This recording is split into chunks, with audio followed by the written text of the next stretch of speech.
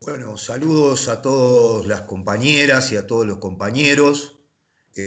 Saludos a todas las trabajadoras y trabajadoras en este 1 de mayo, el Día Internacional de nuestra clase obrera, de todos los trabajadores. Fundamentalmente lo que queremos hacer llegar con nuestra intervención, además del mensaje de saludo de nuestro partido, el Partido de los Trabajadores del Uruguay, es advertir sobre el hecho de que ya varios años atrás, nuestras corrientes y las organizaciones con las cuales tratamos de reconstruir y refundar la Cuarta Internacional, vienen advirtiendo sobre el carácter de esta crisis capitalista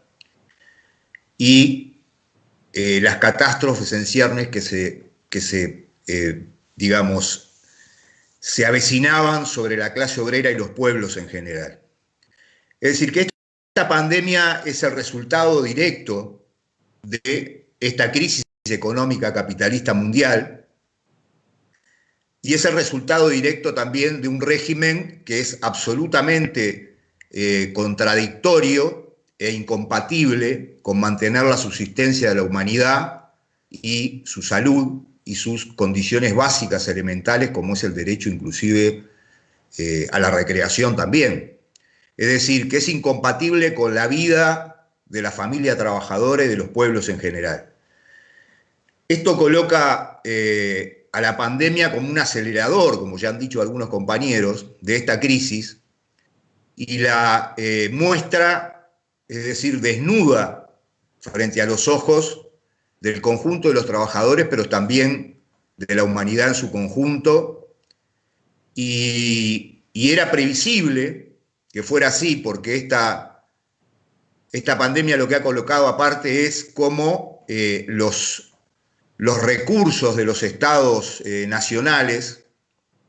han ido al subsidio del lucro en la medicina, del lucro en la academia científica, del lucro en los laboratorios, del lucro en la salud, desmontando la mayor parte de los sistemas públicos en el mundo y generando una situación de incompatibilidad entre la vida humana y la respuesta sanitaria acorde a esto. En nuestro país particularmente no estamos por fuera de esto ni mucho menos, estamos absolutamente inmersos en esta crisis de carácter mundial, pero aparte nos los muestra o no las muestra frente a un fenómeno que se acompaña antes de la crisis ya con un fuerte tarifazo sobre los trabajadores, o sea, asumió un gobierno en noviembre, un gobierno de derecha, que tiene un 29% de los votos, pero ha hecho una coalición con otros sectores de la derecha, inclusive militarista y pro-fascista,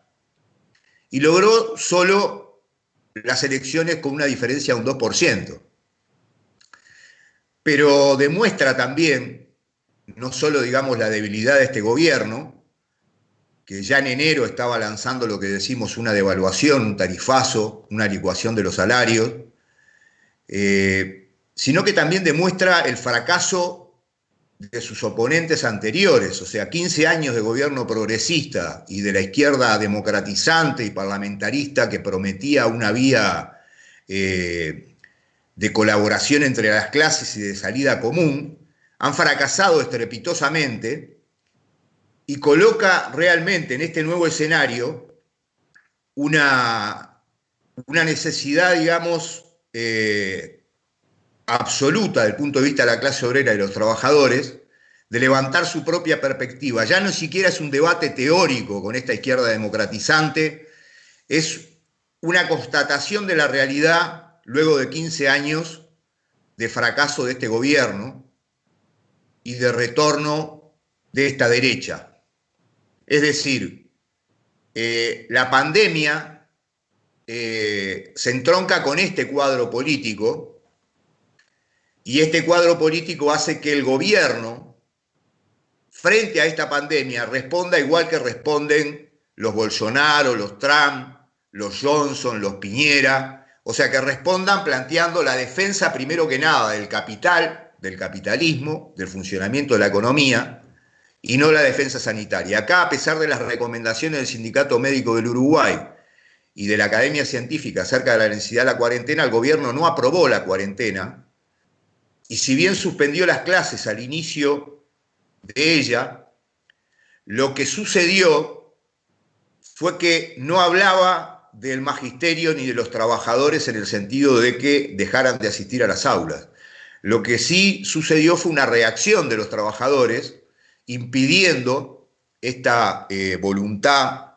de que la economía transitara, a pesar de la consigna quédate en casa, transitara por los carriles normales de la explotación capitalista y la reproducción del capital,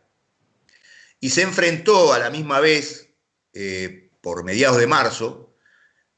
a una paralización en las obras del Sindicato Único Nacional de la Construcción, donde se empezó a reclamar la extensión de la licencia, al igual que en las empresas públicas, que empezaron a detener sus actividades y a exigir la aplicación del trabajo a distancia, la no atención al público, es decir, se empezó a instalar una defensa de las necesidades básicas de los trabajadores y sanitarias a partir de la propia movilización independiente de los trabajadores y la oposición centroizquierdista y progresista del antiguo gobierno,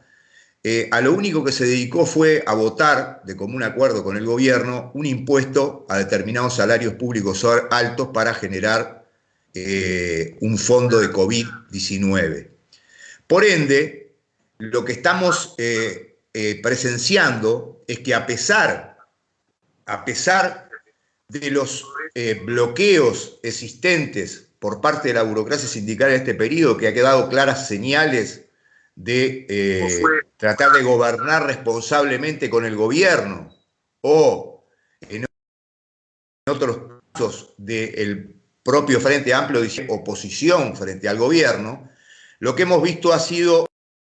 una movilización por abajo, en el seno de los trabajadores y en el seno del pueblo, que ha despertado en miles de ollas populares que se han levantado en todo el país, que han despertado también con la ocupación de terrenos para viviendas, en algunos casos, y con la oposición del gobierno nacional y de algunos gobiernos municipales que aún están en manos del Frente Amplio para desactivar esas movilizaciones y esas luchas. Es decir, el movimiento sindical, el movimiento obrero en general, se ha abierto una deliberación. Hace 2 días hubo un paro del Sindicato Único Nacional de la Construcción de Afines porque después que la burocracia sindical había firmado un convenio de retorno, las condiciones de retorno en cuanto a los protocolos, los kits de diagnóstico y las prevenciones no fueron cumplidos por muchísimas empresas y en algunos casos inclusive mandaban al paro y cerraban las obras en función que decían que no podían sostener económicamente a esas necesidades sanitarias que eran planteadas por parte de los trabajadores y los sindicatos. En el caso de los gobiernos frente amplistas, de Montevideo y de Canelones, también tenemos la situación de que en esta semana se empieza a ver una puja para el retorno al trabajo. Por lo tanto, está muy claro, o sea, está absolutamente claro que el movimiento obrero y los trabajadores en general están enfrentando un bloque común que quiere la normalización económica con independencia de las consecuencias que tenga sobre las condiciones económicas y materiales de la clase obrera y su salud. Esto ha abierto una crisis profunda en la base del movimiento obrero y lo que reclaman muchos sindicatos es la movilización independiente de los trabajadores para enfrentar esta perspectiva. O sea, la burocracia ha logrado desactivar 4 actos que estaban planteados en la ciudad y transformarlo en una caravana, pero no ha impedido que se abra un debate al seno de la Convención Nacional de Trabajadores sobre la necesidad de un paro general de mayo, es decir, y que se va a discutir en la próxima semana de mayo. El Sindicato de Municipales de Montevideo, en el cual participamos en